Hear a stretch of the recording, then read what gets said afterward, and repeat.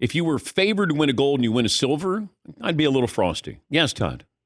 I'm just kind of creative. What if we did 4 years of shows and you don't even come in like the top 3 of sports talk shows or something like that? That would be frustrating. And you have 4 years of shows and you just don't even come away with anything.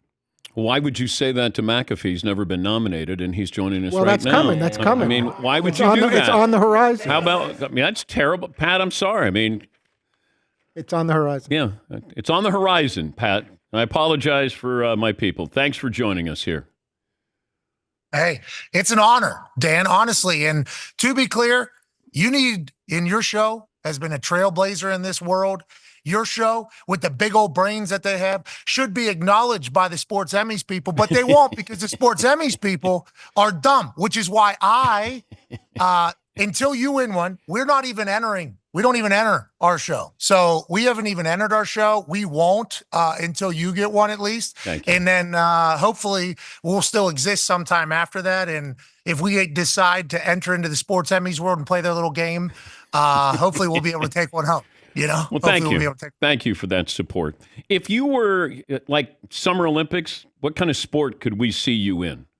So this morning, 6 a.m., our guy J-H-A, last name, from California, who committed his entire life to table tennis pretty much. He's the furthest that we've ever had an American men's single advance into the Olympics, just made it to the round of 16. I consider myself a pretty good table tennis player. I can ping pong with the best of them in a garage, couple beers, maybe some edibles, maybe some smoke, what, you name it. But I think that would be the sport I would want to get into the most. Definitely not the Poop River swimming one, but the other ones I would just love to represent the United States of America. I could see you rugby. Like, I think you're sneaky athletic. Oh, thanks.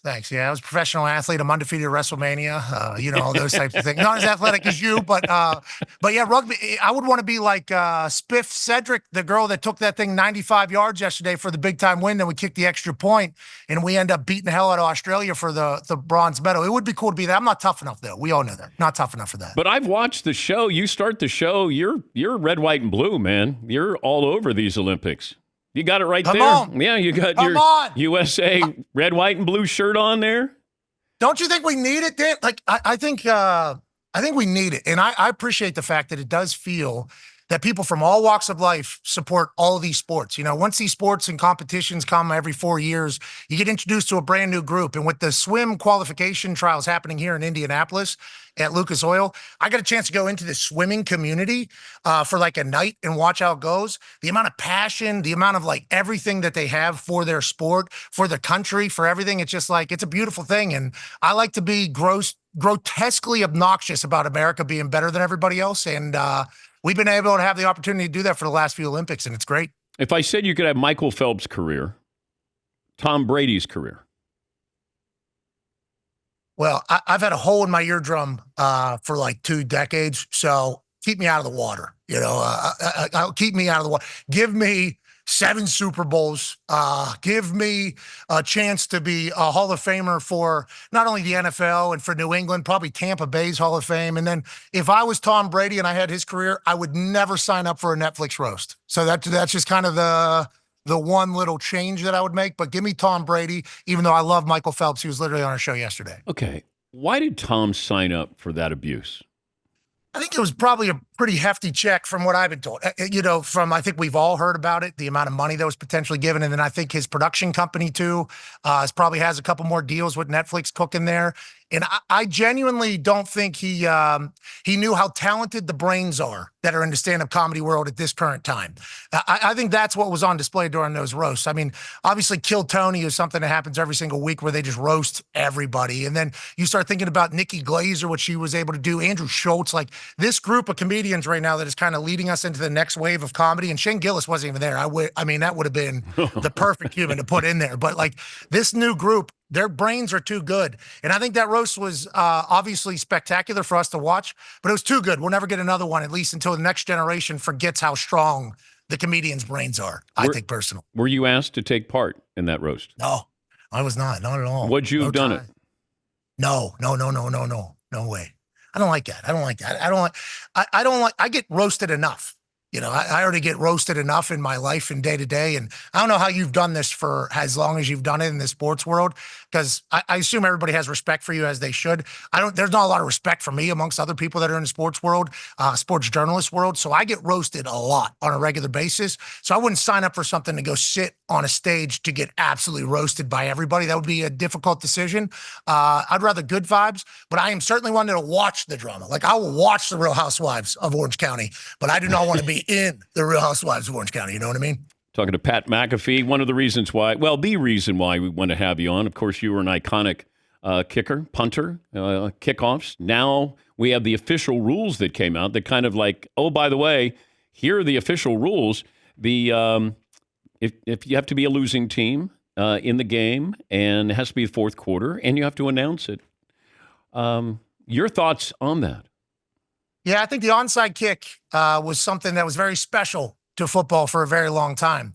At any moment in the fourth quarter, or if your team was behind, there was a glimmer of hope that a kicker was going to be able to hit a perfect ball, and then the guys on the kickoff team were going to be able to make some miraculous play, and then, oh yeah, we got this thing that has like a 2% chance of success rate. But then also our quarterback's going to have to go now another 60 yards somehow against a defense that they haven't been able to do it all game, which is why we're behind. So it was like there was always a glimmer of hope. There was always something that you could hold at the end of the game and maybe get your team back into it. But with the new rules that came with the kickoff, with the no lead run up and the amount of players where they have to be, you can't overload, you have to keep they kind of eliminated it from the game by themselves. So the fact now that we'll never see a surprise onside kick again is a bummer. I was on the field whenever Thomas Morstead hit the ambush at halftime of the Super Bowl, obviously the biggest surprise onside kick in the history of the sport. They would go on to win a Super Bowl. And honestly, that was a wild night, incredible kick by Thomas, who was a rookie.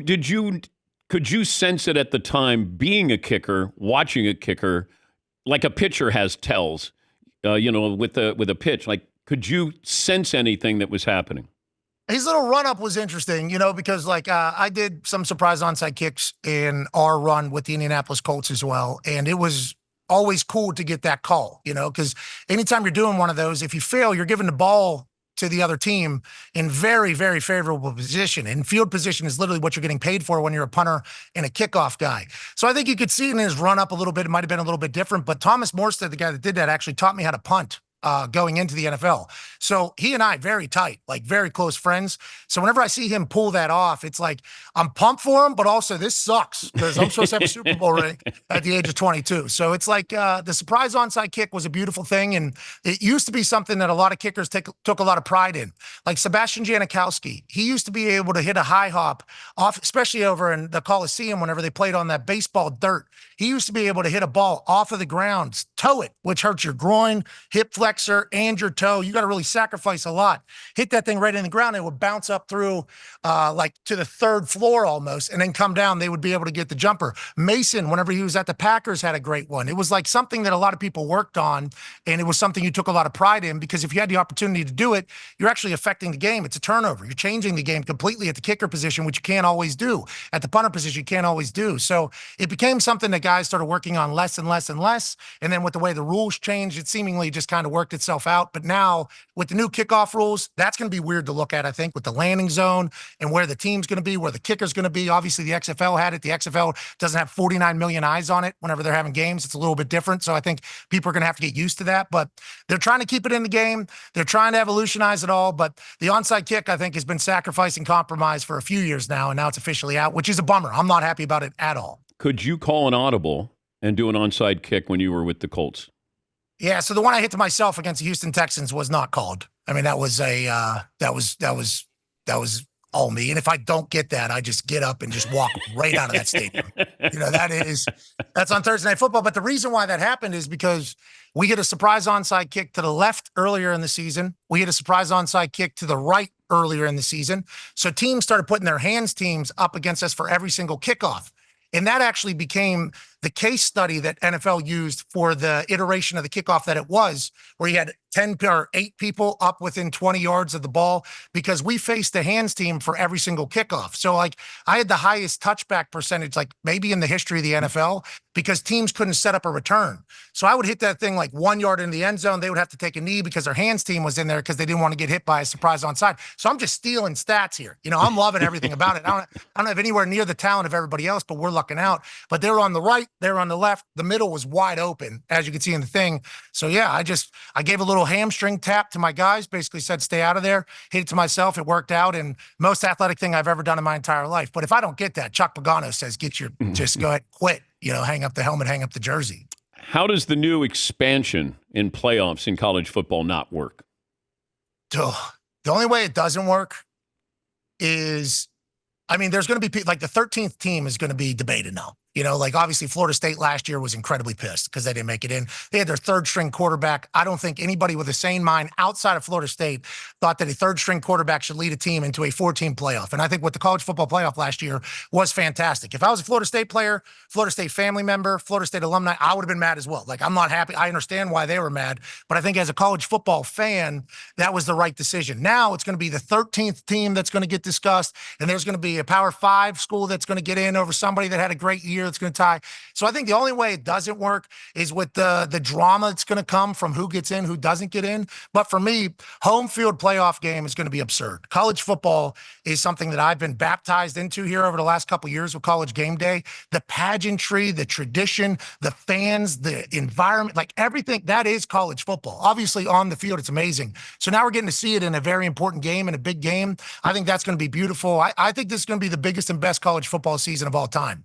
And I know there's a lot of college football people, old heads, that aren't necessarily happy about that because the world is changing quickly in front of our eyes. And we don't want to lose Saturday football and turn it into Sunday football. But this year, I think is going to be beautiful. I think it's going to be a stone into the new direction that college football is going, and it's going to be great. That's how I feel personally. Yeah, I think Saturdays is kind of leaking into Sunday, though, Pat. I think we're going to get there. I think they're just going to take the NFL model, and you might have 40 teams, 40 schools, and maybe they're divisions. You have an AFC, NFC type. You're going to pay them revenue sharing, and you're basically going to do what they do, have playoffs, and then have a Super Bowl. It's interesting, Dan, because in theory, that would make sense too. And I think we've kind of batted around the ball a little bit on how it would work, how it wouldn't work. Chip Kelly came on our show whenever he was still the head coach at UCLA, and he kind of laid it out. He was like, the NFL has this right, and I pitched this a few different times. You obviously just have divisions and conferences. You could separate it by this. We all go under one roof, and then all of a sudden we have more leverage with TV. We have more this, yada, yada, yada, yada. But it's like, how do they institute that? Like the NFL works because obviously it's been around a long time, 100 plus years, but like Roger Goodell is the person. And now obviously he's working for ownership, but at least there's one person that is kind of at blame or at fault or to credit for things that are happening. And he gets paid very well to do that.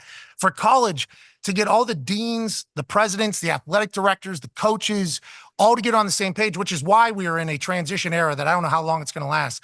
Because in theory, we all have answers, but how do they get instituted? I have no idea. Like you're going to need some very important people, smart people, some people that can sway people, business people, and also sports people. Greg Sankey, I would just say, Greg, here you go. He could be even better than Goodell. And then I would just kind of put it in his lap. You want to have, with Tony Petitti with the Big Ten. Okay. But it feels like there's a top-heavy college football talent base. And then there's other ones that are stragglers. But can you imagine relegation, Pat? How great would that be that all of a sudden North Dakota State is playing, Vanderbilt goes down, Northwestern gets kicked out, It'd be fun. Yeah. I don't even know if those schools would even get in, but I think you could have some real fun with that. Relegation, last day, last game, you're watching, you're going, nobody cares about this game until you care about this game. Yeah, the only issue with that is, Danny, you know this because you've had to deal with suits, I assume, for a long, long time.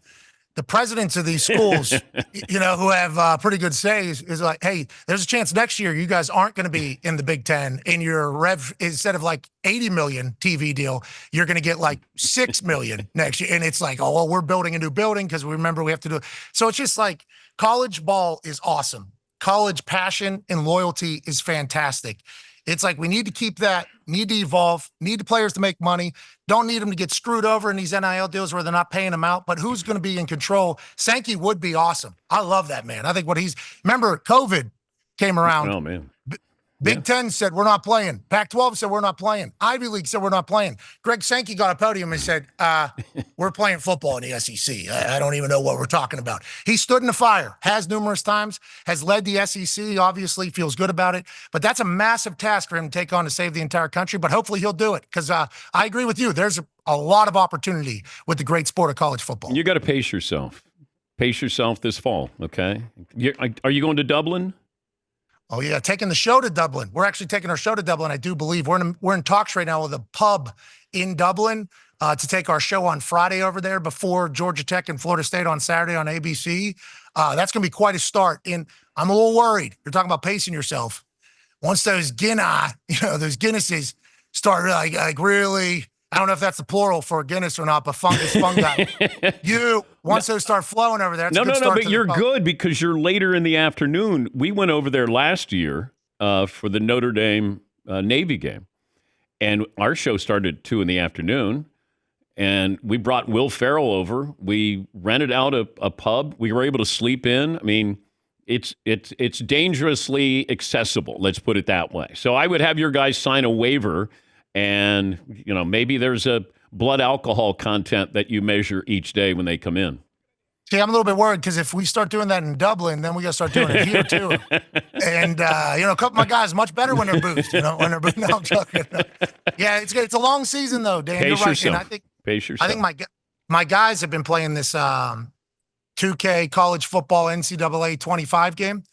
And one of their big takeaways is like, hey, these are long seasons. Like this season is long now with the 12-team playoff and with what it's going to become with the Big Ten, the SEC, what they're going to talk about conference play and everything. If somebody goes undefeated now, it's going to be like the greatest feat in the history. Like it's long. Yeah, long seasons, a lot of big time matchups, new rivalries. Should be a blast. But yeah, long year. It's going to be a long season. Thank you, bud. Baby's good? Man, Mackenzie's awesome. She just had a checkup this morning. 70th percentile for everything. She loves to eat. Boy, she loves to eat. She got my taste buds. That's not fantastic news, but mom's good, baby's good, life is good. How are you guys? Great? Everything's good. Every day is the Super Bowl. Hey, you're damn right, Dan, isn't it? Every day. Hey, is Fritz's first name Todd? Todd. Yeah, Todd. Jeez. I don't have his number saved. I get a text and then a big long, hey, would like to see you here. And then it says Todd. And I'm like, I don't know, Todd. So then Paul texts me. He's like, hey, will you come on? And then all of a sudden I get a text from Todd again. And I'm like, oh. And I Google it. Fritz's name's Todd. That's on me. I won't let Todd know that. I apologize. Feel free to block that number if you want to. Wow, that's not because we Certainly, do. Well, I thought I blocked it already. That's why when it snuck in, I didn't know who it was, But I appreciate you having me on. You're the best. You guys are the best. And that Emmy thing, honestly, I know in the way you all came up, which I assume is through like journalism school and everything, like that whole thing. I understand that you guys will hold that in high regard and you certainly own one, but don't play these puppets games. Okay. You guys have won enough Emmys in all of our eyes. Don't worry about MLB Tonight taking one away from the Dan Patrick Show. You're legends. We appreciate the hell out of you. And thanks for having me on. About a round of applause there, Pat McAfee. Very kind. Very kind. When nobody else believed in us, Pat did. The future. Yes. Pat McAfee Show, ESPN College game day analyst and sneaky athletic.